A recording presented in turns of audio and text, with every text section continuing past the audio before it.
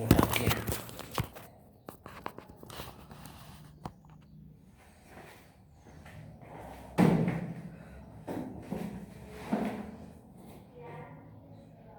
Tá aí, tá gravando. Mas o que eu queria conversar com você, Beto, era o seguinte.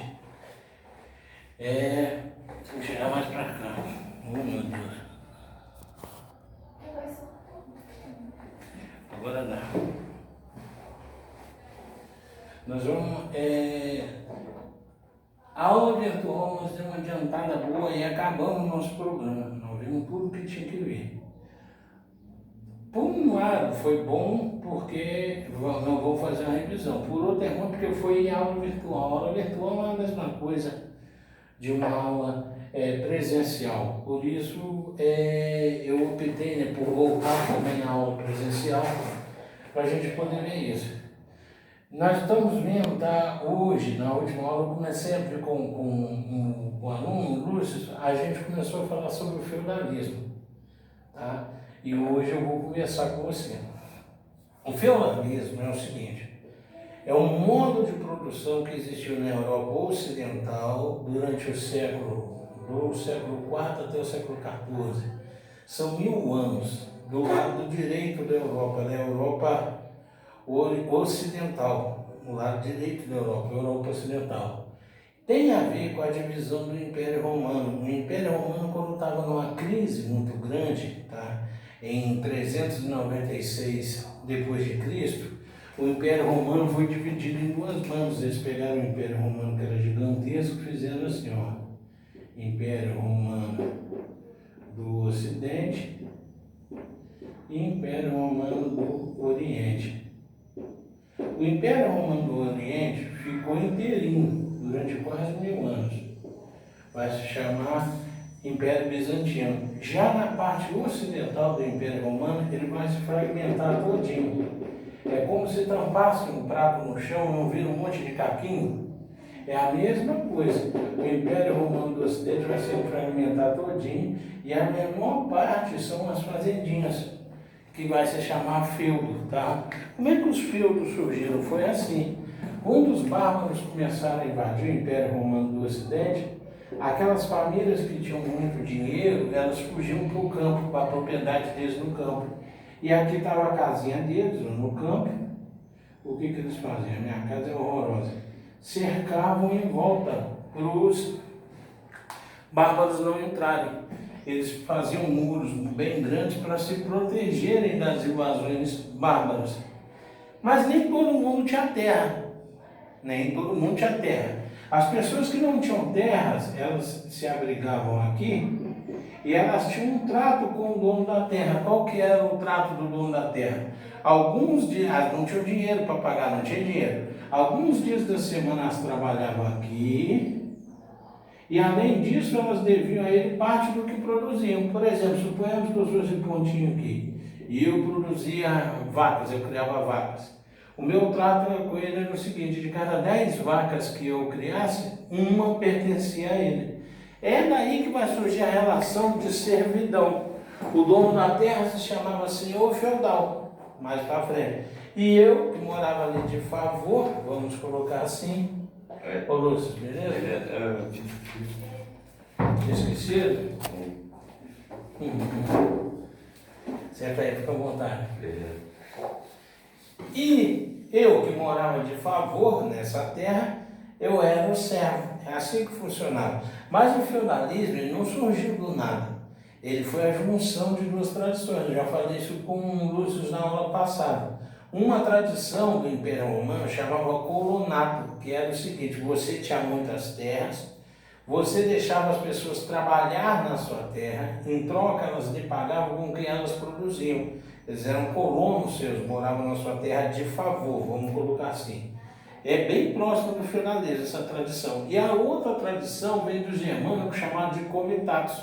O comitatus é o seguinte, os germânicos eles se organizavam em tribos, e a lei deles era o seguinte, todos tinham que seguir o chefe da tribo, não tinha documento.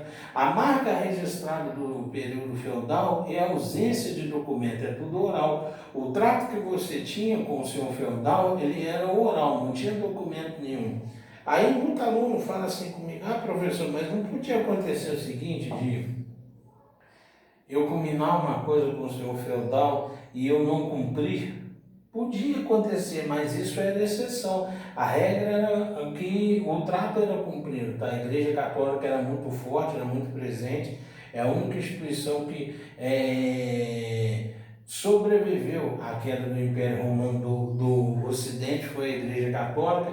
Então havia todo o imaginário que falava que se você roubasse do seu feudal, ou se você tratasse alguma coisa com ele e você não cumprisse, você iria para o inferno. Havia toda essa tradição. Então, e o povo medieval era um povo muito, como é que eu vou dizer assim, místico, muito religioso. Eles acreditavam em demônios, em monstros, em castigos divinos, em pragas. Eles faziam uma leitura na Bíblia muito radical. Então havia esse temor do que o não cumprimento do que aquilo que foi tratado por seu feudal pudesse acarretar um castigo futuro. Entendeu? Isso é legal da gente saber. E aí eu escrevi as características do regime feudal. Não sei se está na mesma ordem que eu passei por você. Está na mesma ordem que eu passei semana passada? Acho que tá. Eu passei isso para você semana passada. Aí eu vou, por enquanto, você vai só acompanhando, né? Que eu vou ter que repetir para a economia agrária, a sociedade estamental, o poder político descentralizado e a cultura clerical. Para você que vai fazer um PIS-B1, tá? É legal que vocês saibam essas características do regime feudal. O que é uma economia agrária? Economia significa dinheiro, tá? E agrário? Agrário significa o quê? Um adjetivo agrário está se relacionando o quê? Está falando de quê? De quê? Da terra, tá? Agricultura, tá? Da quê? Agro, tá? É o radical grego que significa terra. É uma economia agrária. Tudo girava em torno da terra. Quem tinha terra tinha poder.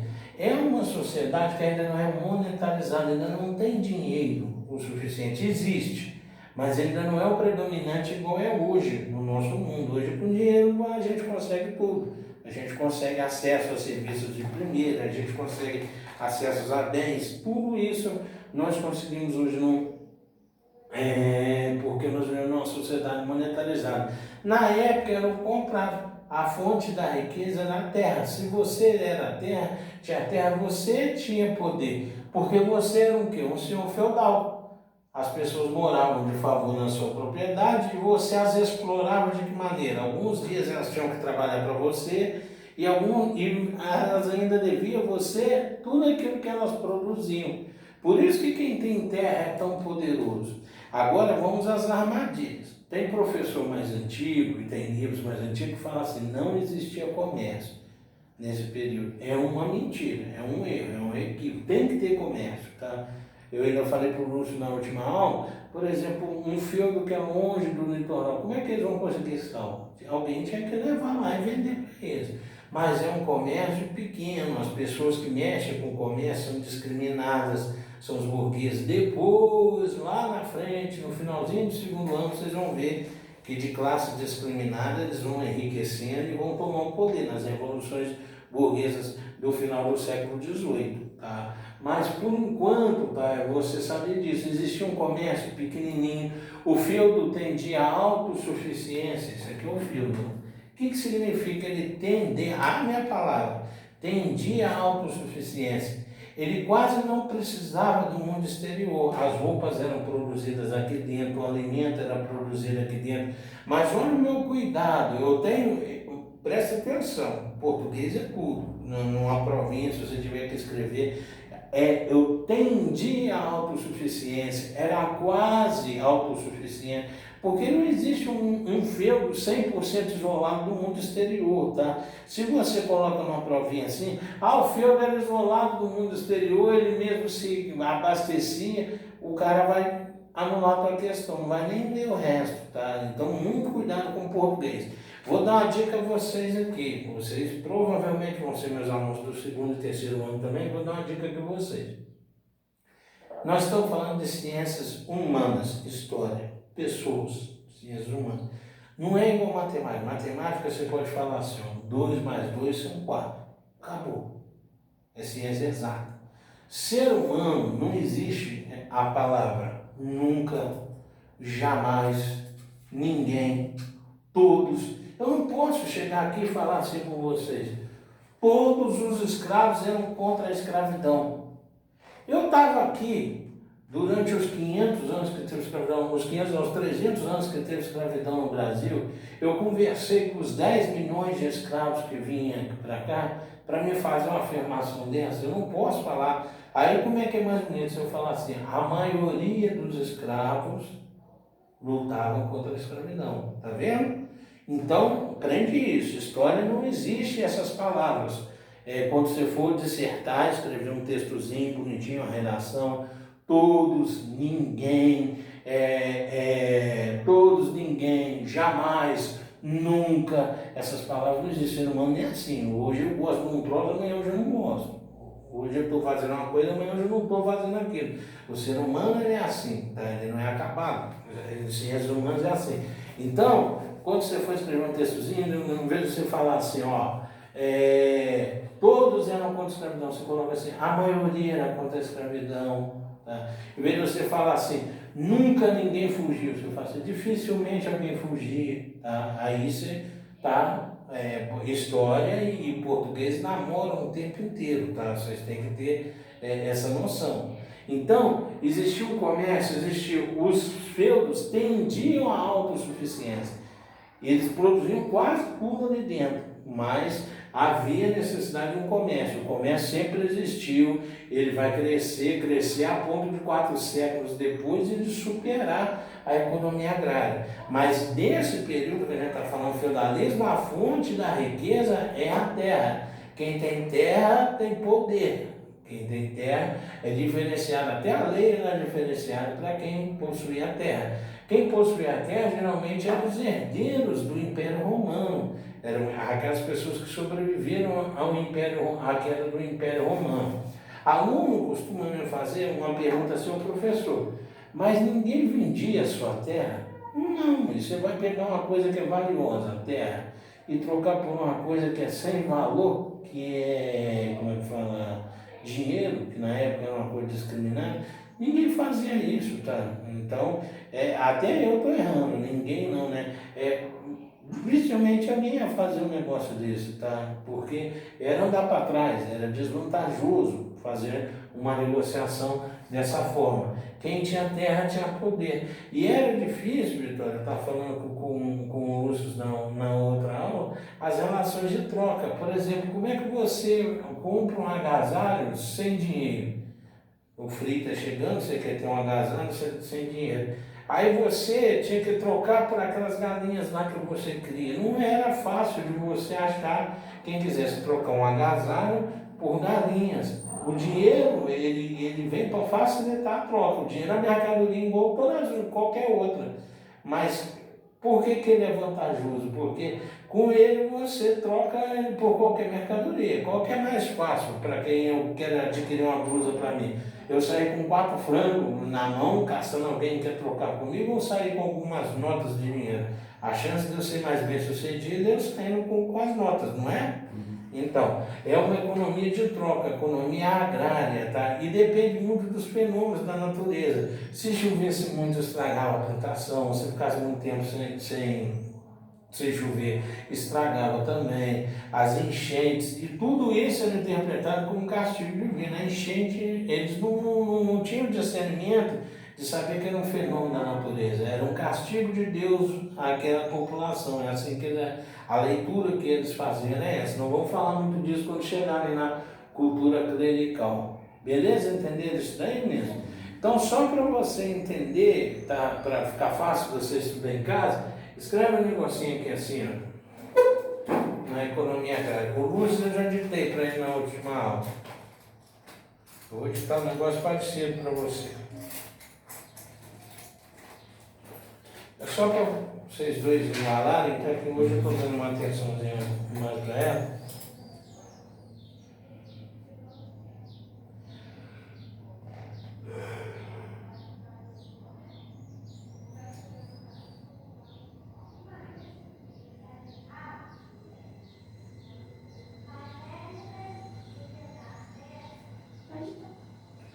Posso ditar?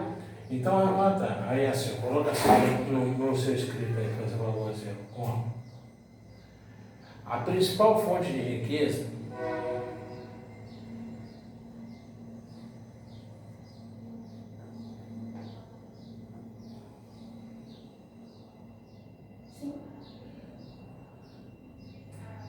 e poder era a posse de terras.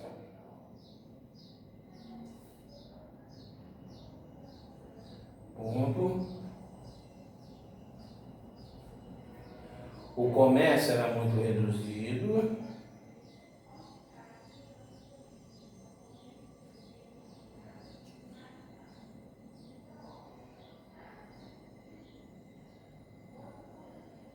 Vírgula, porém sempre presente.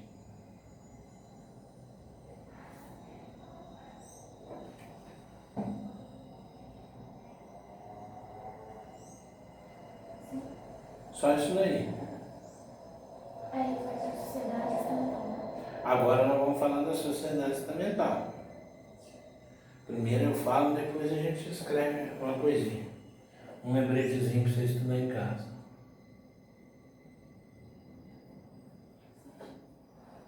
A sociedade estamental é o seguinte: no mundo feudal, a sociedade estamental é aquela que classifica as pessoas segundo o nascimento.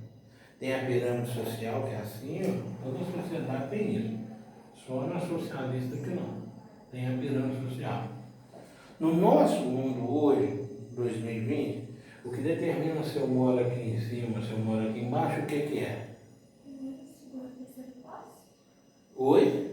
Primeiro, segundo, terceiro classe. Não, vamos lá. Hoje em dia, esquece o feudalismo, em 2020. O que define se eu moro aqui embaixo na pirâmide social ou se eu estou lá em cima? Embaixo são os pobres. Tá, mas o que define? Como assim? O que determina se eu estou lá embaixo na pirâmide ou se eu estou lá em cima? Ajuda ela, o que determina? Dinheiro. O dinheiro, são as posses. Ó. Vamos pegar alguém aqui, ó, só para a gente citar, ó. O Cristiano Ronaldo, onde é que ele está na nossa sociedade? Em cima. Porque ele tem muito o quê? Dinheiro. Tá? Aquele mendigo que mora lá embaixo na ponte, onde é que ele está na nossa sociedade? Porque ele não tem o quê? Dinheiro. Os professores de história, tá no purão da pirâmide social, lá embaixo, os professores de história, tá? Mais abaixo ainda. Na nossa sociedade é moleza, é o dinheiro. Naquela época, a sociedade estamental, que determina se você morava aqui em cima ou aqui embaixo, era o nascimento. Se você nasceu numa família que tinha terras poderosas, você estava cá no alto da pirâmide. É o nascimento que determina a sua posição social. Pode escrever isso aí na sociedade estamental. É o nascimento que determina a posição social do indivíduo.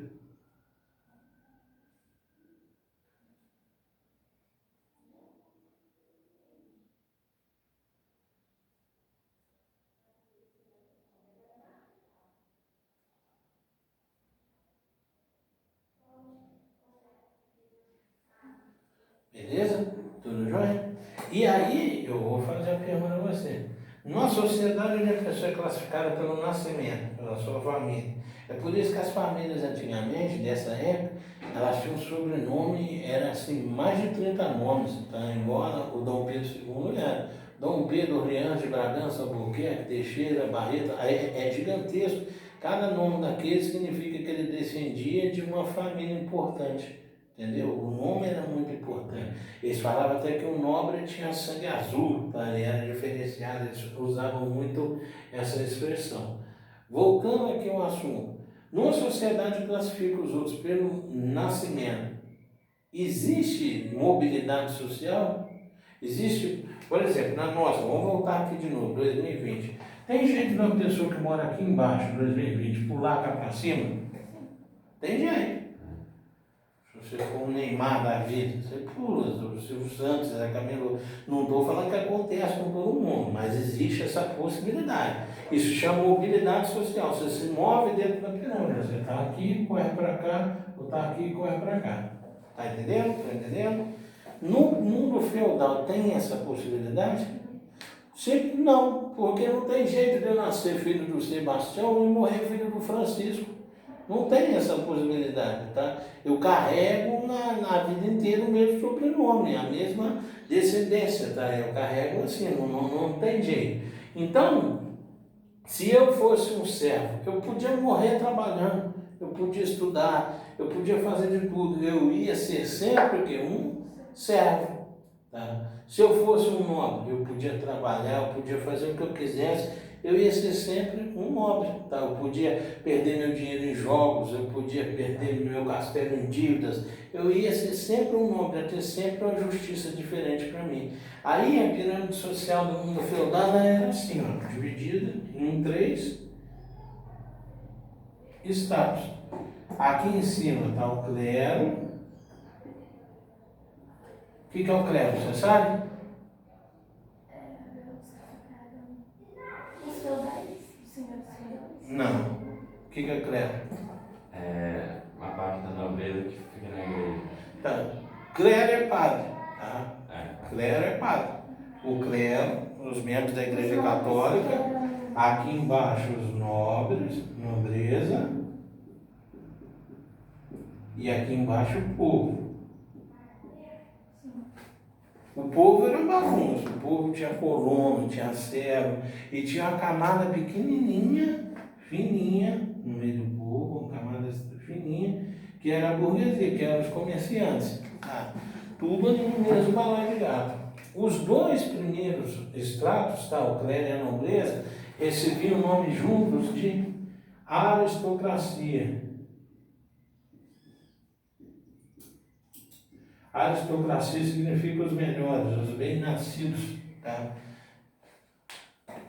A tradução do grego para aristocracia é isso. Aristo é os bem-nascidos. Cracia é o poder dos bem-nascidos, o poder das grandes famílias. Questão que cai muito, tá? Sociedade feudal.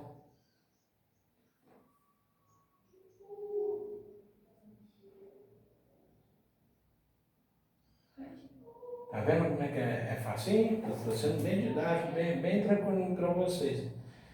Essa é a sociedade feudal. O que definia a posição da pessoa? O nascimento e, por consequência, a posse de terras. A posse de terras é o definidor. Aí tem os segredinhos dessa pirâmide, que a aluno perguntaria. Fala, seu professor, da onde vem o clero? O padre não pode ter filho. Da onde vem o clero? O clero são membros da nobreza, eles dão um presente para a igreja, geralmente na terra, e conseguiam títulos de padre, bispo, arcebispo, entendeu? Como é que entrava para o clero.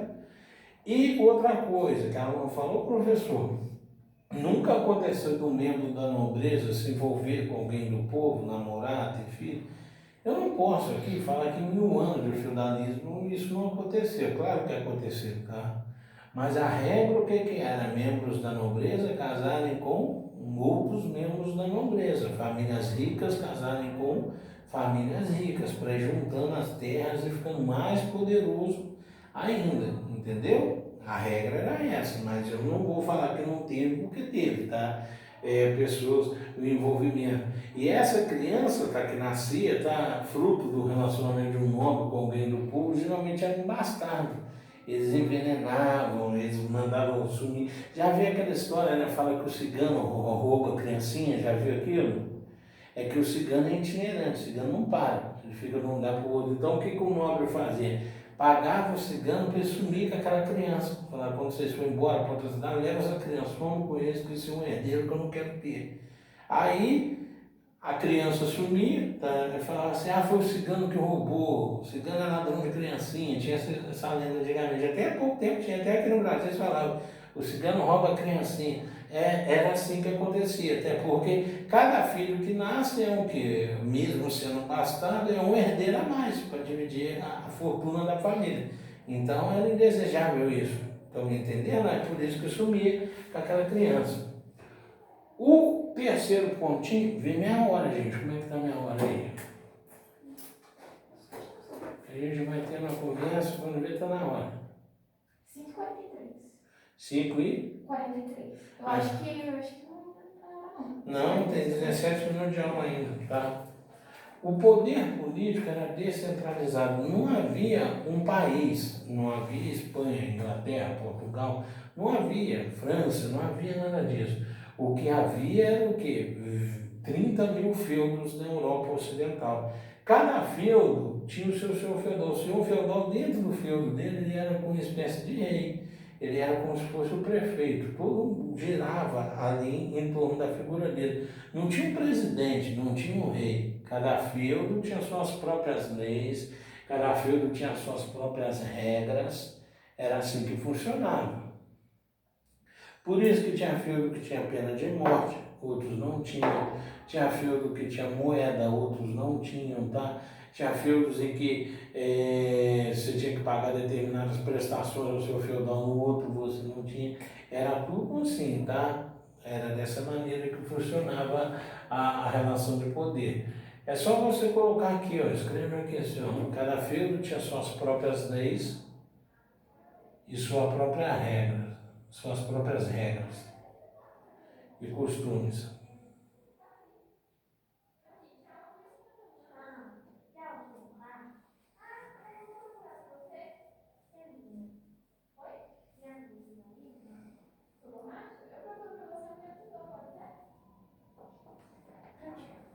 Outra pergunta interessante, tá? Professor, tinha escravidão? Tinha. Você podia virar escravo de duas maneiras, tá? Que se tornava escravo. É herdada da antiguidade, da Grécia e Roma Antiga. Agora eu vou perguntar a vocês dois, vamos ver se vocês sabem. Na Grécia e na Roma Antiga, como é que o sujeito virava escravo? Como é que ele tinha duas maneiras que ele podia virar escravo? Quais eram as duas? Por dívida, você fazia uma dívida e não conseguia pagar. É a primeira maneira. Você dava um parente seu para virar escravo. E qual que é a segunda maneira? Por guerra, tá? Você derrotava o outro, em vez de você matá-lo, você escravizava. Eram as duas maneiras que tinha de se tornar escravo na antiguidade.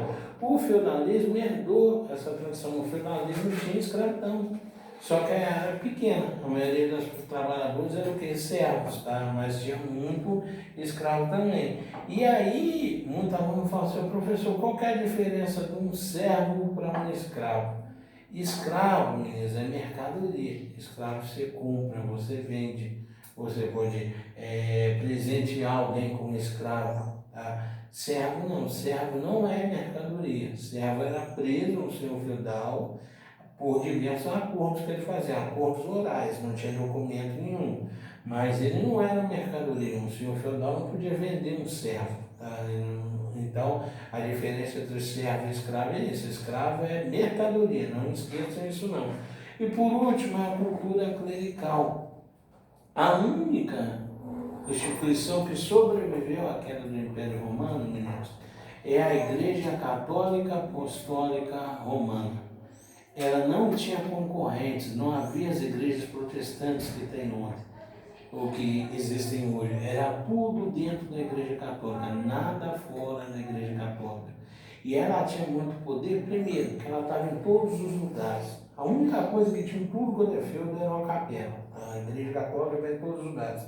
Segundo, os únicos homens que sabiam ler e escrever eram os membros da Igreja Católica. Então eles tinham um monopólio da cultura. A gente tinha que ler com os olhos dele, a gente tinha que entender o mundo com os olhos dele. E eles tinham um poder enorme. A ciência era muito atrasada na época, então tudo que acontecia com a gente era interpretado como um castigo de Deus.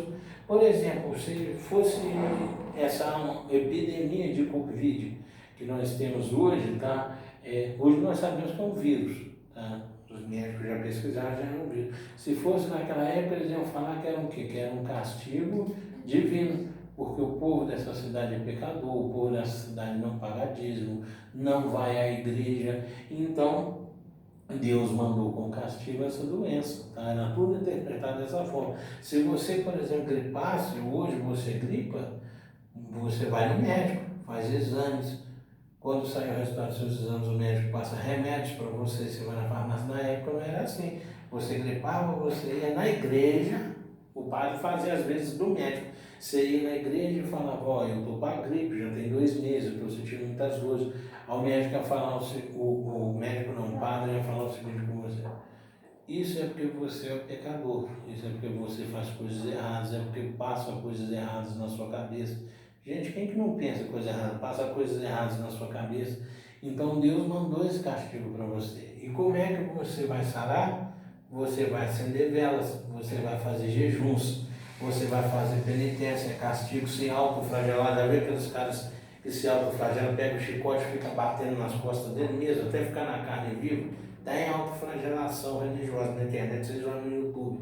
Aquilo você vai fazer aquilo até você se arrepender. Tinha uns caras que eles apertavam um negócio na perna, um torniquete, toda hora eles vinham, apertavam aquele negócio, andavam com aquele troço machucando. É igual coleira de pitbull, já viu que tem aqueles espinhos? Ficava machucando a coxa o dia inteiro, eles iam apertando aquele troço para fazer você pagar os seus pecados, tá? Acendia a vela, fazia novena, dava presente para a igreja, dava vaca para o padre, dava galinha para o padre, para agradar a Deus e Deus tirar aquela doença de você. Ah, e se eu fizesse isso tudo e morresse, professor? É porque Deus quis. Deus sabe tudo, não cai uma folha de uma árvore se ele não quisesse, né? Interpretação da época. Se você morreu porque Deus quis, Deus não teve compaixão de você. Ele pode fazer isso na hora que ele quiser. Então, era uma cultura muito clerical. A enchente era interpretada assim, as epidemias eram interpretadas tudo dessa maneira religiosa. A Igreja Católica tinha um poder gigantesco, tá? É o poder ideológico, é o poder que está onde? Na mente das pessoas. E tudo era pecado, tudo era errado. E se você não concordasse com a igreja, era muito difícil de você não concordar. Se você não concordasse com a igreja, você ia conversar com um órgão da igreja chamado Tribunal do Santo Ofício.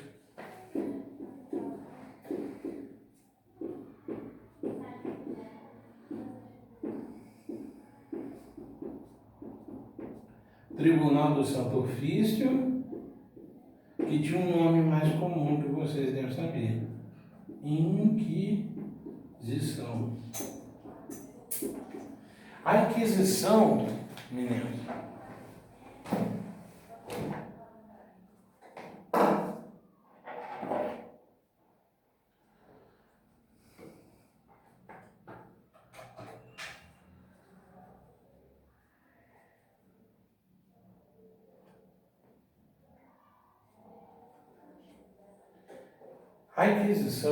é uma espécie de polícia da Igreja Católica. Ela tem duas funções, nós vamos escrever as funções da Inquisição. A Inquisição cai muito. É defender os dogmas da igreja e combater as heresias. O que é dogma da igreja? É as crenças da igreja. Quer ver? Eu vou citar, vai ficar claro para vocês. Tem um lugar na Bíblia que fala o seguinte, que como é que fala? Os 12 apóstolos estavam dentro de um barco, os 12 apóstolos de Jesus Cristo, bem longe da margem, e ele ficou para trás, ele não entrou no barco. E ele queria entrar no barco, o que ele fez? Ele andou sobre as águas. Quem é católico acredita nisso. Ele andou sobre as águas. Isso é um dogma da igreja. Houve um dia em que Jesus Cristo andou sobre as águas. Não precisa ter vídeo. Fala, como? Como é que ele andou sobre as águas? Ninguém consegue andar sobre as águas. Alguém gravou isso? Como é que pode alguém... Aí você está duvidando de um dogma da igreja. Isso são dogmas da igreja. Você acredita e pronto. Se você não acreditar, você não é cristão. Ou, por exemplo, houve uma mulher que engravidou sem ter tido relação sexual. Maria é um dogma da igreja. Ela engravidou virgem. A igreja acredita nisso. A igreja acredita que Jesus, 3 dias depois dele morto, ele apareceu de novo, ele ressuscitou e conversou com seus discípulos depois de 3 dias que ele foi morto. A Igreja Católica acredita que Lázaro estava morto há 4 dias. Jesus Cristo chegou e falou com Lázaro: levanta-te, anda. Lázaro levantou e saiu andando. A Igreja Católica acredita que no meio de uma festa o vinho acabou, Jesus Cristo pegou toda a água que tinha na casa e transformou em vinho. Esses são os dogmas da igreja. Quem é cristão acredita nisso. Quem é católico acredita nessas coisas e não questiona. A Inquisição perseguia quem questionava isso. E as heresias. Heresia é você duvidar da Igreja Católica. Então, a Inquisição é uma espécie de polícia, ela ficava de olho se você era obrigado a se confessar toda semana. Aí se você ficava uns 2 meses sem aparecer na igreja, eles falavam, por que o Lúcio tem 2 meses que não aparece aqui na igreja? Vamos conversar com ele. E da mesma forma que eles acreditavam que Deus está em todo lugar, eles acreditavam também que o quê? O demônio estava em todo lugar. E que o demônio se apoderava das pessoas. Então a Inquisição catava você e para fazer você confessar os seus crimes, ela usava o quê? Da tortura. Vocês já ouviram falar assim, por fulano de tal, eu ponho minha mão no fogo? Já ouviram falar isso? Era o primeiro castigo da Inquisição. Eles acendiam uma vela e obrigavam você a ficar com a mão aqui em cima. Se você estivesse falando a verdade, você ia suportar. Uns castigos doidos, eles amarravam a pessoa na pedra. Ó, eu fico falando essas coisas, eles amarravam a pessoa na pedra, tampava ela no poço, falava assim, uma pedra grande, se ela boiar, ela é de Deus, se ela afundar, ela é do diabo. Olha só que loucura. Castigos, tá? Máquina de esticar gente, máquina de esmagar as mãos das pessoas, tá? Tudo quanto é castigo que vocês imaginarem, eles praticavam com a pessoa para fazer ela confessar os seus crimes. E as maiores vítimas da Inquisição eram as mulheres. As mulheres, então, se eu vou fazer um censo, de cada 10 mulheres, de cada 10 pessoas que a Inquisição matava, 7 eram mulheres. As mulheres eram acusadas de bruxaria. Bruxaria não é aquilo que a gente vê no desenho animado, que a mulher com o caldeirão fala assim, coloca asa de morcego, pele de rato, faz aquele negócio na camisa do Flamengo, não tem nada disso, né? Não tem nada disso. Bruxaria, quer ver como é que eu faço?